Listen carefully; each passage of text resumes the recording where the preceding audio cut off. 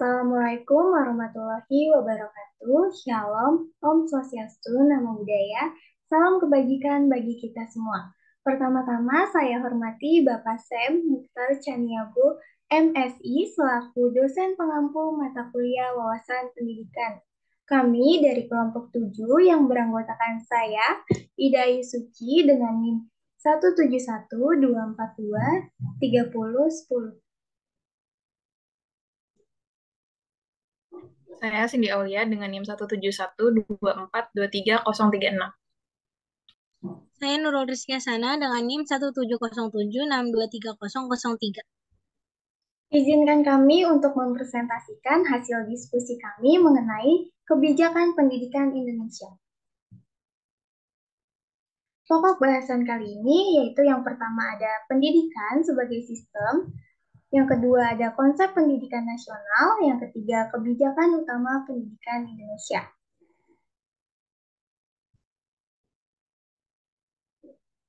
Sebelumnya ada yang tahu gak sih undang-undang yang mengatur sistem pendidikan itu undang-undang nomor berapa? Oke, kita langsung aja. Jadi, undang-undang yang mengatur tentang sistem pendidikan nasional itu Undang-Undang Nomor 20 Tahun 2003 tentang Sistem Pendidikan Nasional.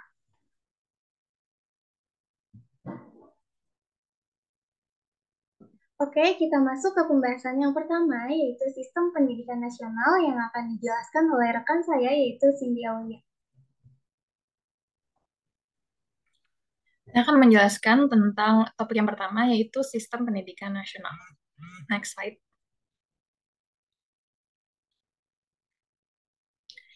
Pendidikan nasional sebagai suatu sistem merupakan satuan kegiatan antar alat dan tujuan yang sangat penting untuk mencapai cita-cita nasional. Pendidikan nasional sebagai suatu sistem dilaksanakan secara semesta, menyeluruh, dan terpadu. Semesta diartikan terbuka bagi seluruh rakyat Indonesia dan berlaku di seluruh Indonesia. UU SPN menyatakan setiap warga negara mempunyai hak yang sama untuk memperoleh pendidikan, menyeluruh mencakup semua jalur, jenjang, dan jenis pendidikan. Sedangkan terpadu diartikan sebagai saling keterkaitan antar sistem pendidikan dengan seluruh usaha pembangunan nasional. Pendidikan nasional sebagai suatu sistem harus dilihat sebagai keseluruhan unsur dan kegiatan pendidikan yang saling berkaitan satu sama lain dan saling menunjang dalam pencapaian tujuan pendidikan nasional. Next slide.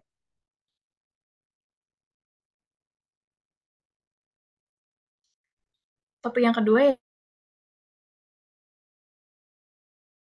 pendidikan yang berdasarkan kepada Pancasila dan Undang-Undang Dasar Negara Republik Indonesia tahun 1945 yang berakar pada nilai-nilai agama, kebudayaan nasional Indonesia, dan tanggapan terhadap tuntutan perubahan zaman. Untuk mewujudkan cita-cita ini, diperlukan perjuangan antar masyarakat, pemerintah, dan pelaksana pendidikan atau guru.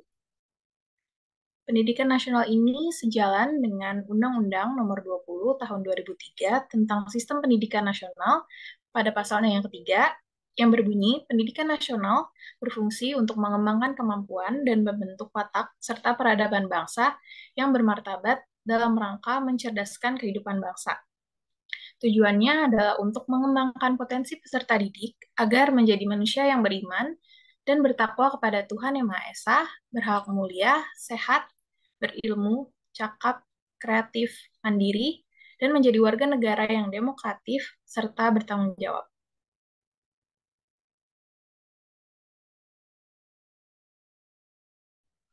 Oke, selanjutnya itu masuk ke topik 2 yang akan dijelaskan oleh saya sendiri, yaitu kebijakan utama pendidikan Indonesia.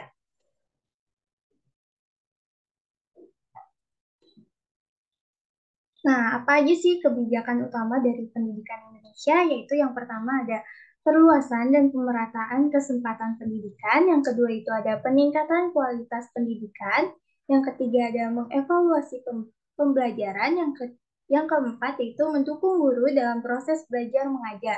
Dan yang terakhir itu ada mengadaptasi pendekatan dalam mengambil kebijakan pendidikan.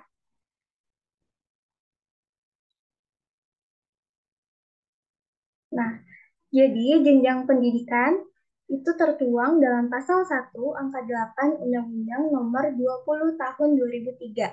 Jadi jenjang pendidikan ini suatu tahapan pendidikan yang ditetapkan berdasarkan tingkat perkembangan peserta didik, tujuan yang akan dicapai, dan kemampuan yang dikembangkan.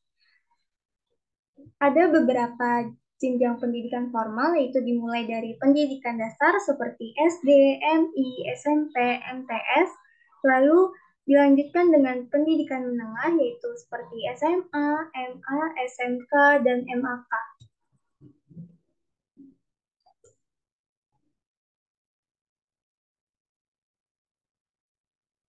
Selanjutnya dilanjutkan dengan pendidikan tinggi seperti program pendidikan sarjana, magister, spesialis, dan dokter. Selanjutnya akan dijelaskan oleh rekan saya yaitu Nurul Rizky. Silakan. Terima kasih, Ida. Jadi saya akan menjelaskan materi selanjutnya yaitu jenis pendidikan. Jenis pendidikan ini tertuang dalam pasal 1 nomor 9 Undang-Undang tertuang dalam pasal 1 angka 9 Undang-Undang Nomor 20 Tahun 2003, yaitu kelompok yang didasarkan pada kekhususan tujuan pendidikan suatu satuan pendidikan. Next slide.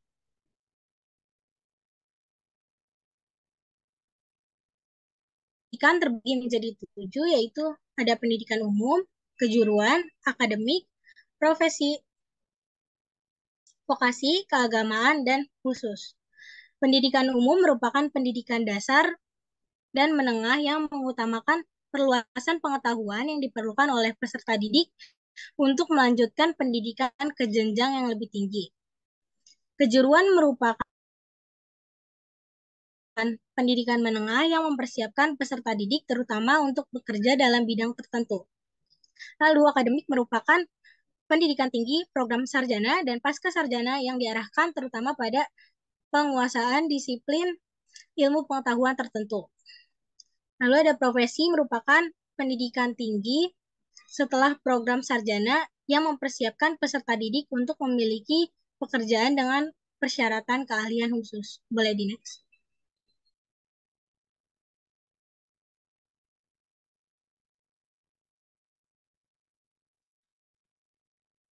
Lalu ada lagi vokasi. Vokasi merupakan pendidikan tinggi yang mempersiapkan peserta didik untuk memiliki pekerjaan dengan keahlian terapan tertentu maksimal setara dengan program sarjana. Keagamaan adalah pendidikan dasar, menengah, dan tinggi yang mempersiapkan peserta didik untuk dapat menjalankan peranan yang menuntut penguasaan pengetahuan tentang ajaran agama atau menjadi ahli ilmu agama. Lalu yang terakhir ada khusus. Pendidikan khusus merupakan penyelenggaraan pendidikan untuk peserta didik yang berkelainan atau peserta didik yang memiliki kecerdasan luar biasa yang diselenggarakan secara inklusif atau berupa satuan pendidikan khusus pada tingkat pendidikan dasar atau menengah. Boleh di next.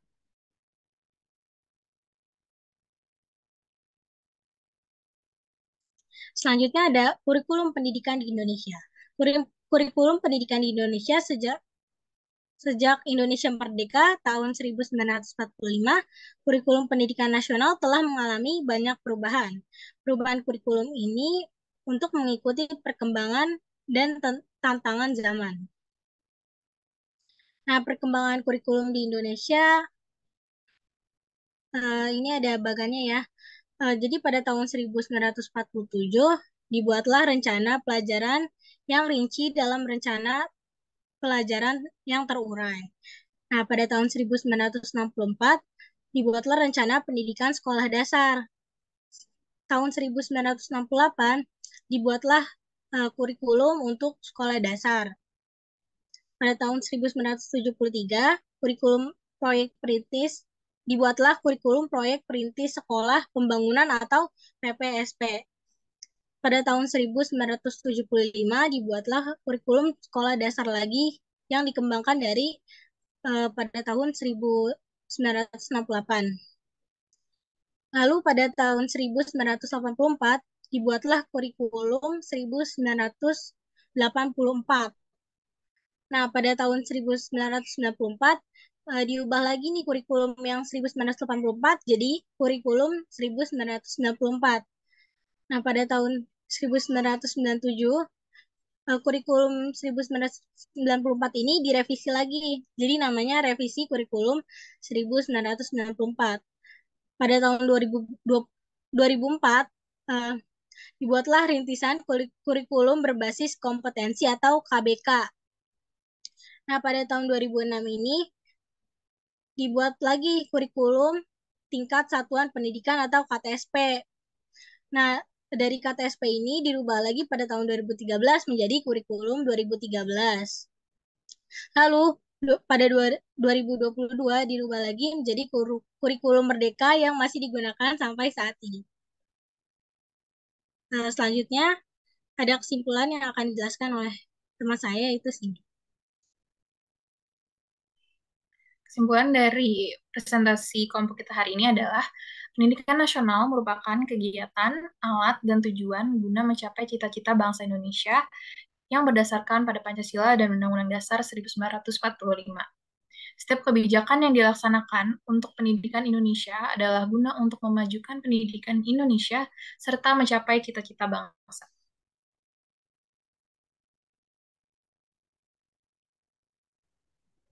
Oke, sekian presentasi dari kelompok kami. Kurang lebihnya mohon maaf. Terima kasih.